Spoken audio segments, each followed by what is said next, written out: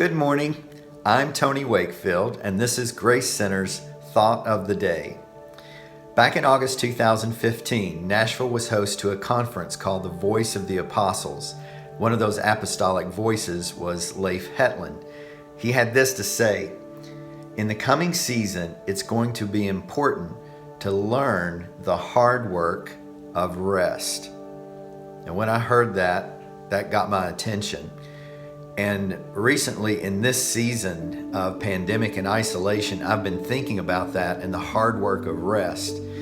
And it feels like we're all collectively in a process, like a grief process. It's almost like we're in a grief process, and we're asking some of the same questions we would if we were grieving, like, are we going to be okay?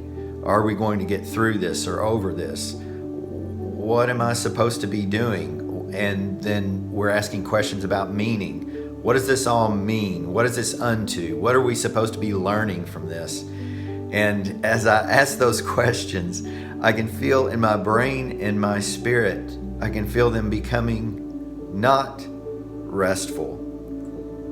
Now, I believe for the vast majority of us, God has given us a gift, or more accurately, He's given us an invitation to receive a gift, and it's the gift of rest. But I'm finding that's not so easy to do. It's hard work, y'all. So today I want to encourage us with Psalm 46:10, which says this. I'm going to need these. "Be still and know that I am God. I will be exalted among the nations. I will be exalted in the earth." So even as we're invited and maybe even commanded to be still and know that He is God, He says, just watch. I'll be exalted among the nations. I'll be exalted in the earth. So what does it mean to be still? Well, if I look in the concordance, I find some clues. To be still means to relax, to sink down, to let drop, to refrain. I can almost feel that in my body, this sort of to be quiet. Now that's a hard one, because I can fill my brain up, my eyes up, my ears up with all kinds of things, with news, social media. I love movies, y'all. I love watching movies, sports, that kind of stuff. And yet I'm finding there's some hard work in just being quiet.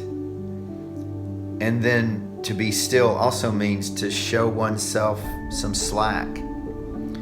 In essence, I think God is inviting us to be weak and to acknowledge that we need Him, like now, right? And then He says, be still and know. Well, what does to know mean?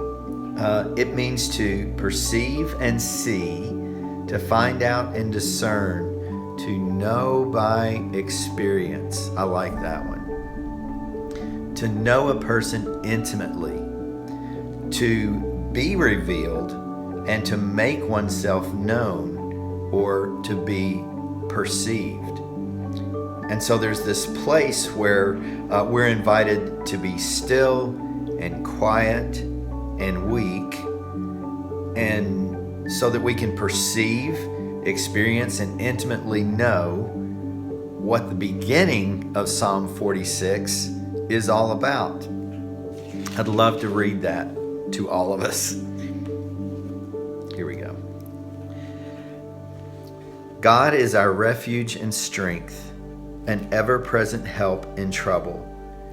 Therefore we will not fear, though the earth give way and the mountains fall into the heart of the sea, though its waters roar and foam, and the mountains quake with their surging.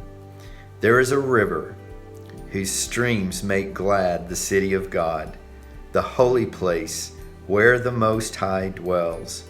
God is within her. She will not fall. God will help her at break of day." So be still, my friend, and know that He is God.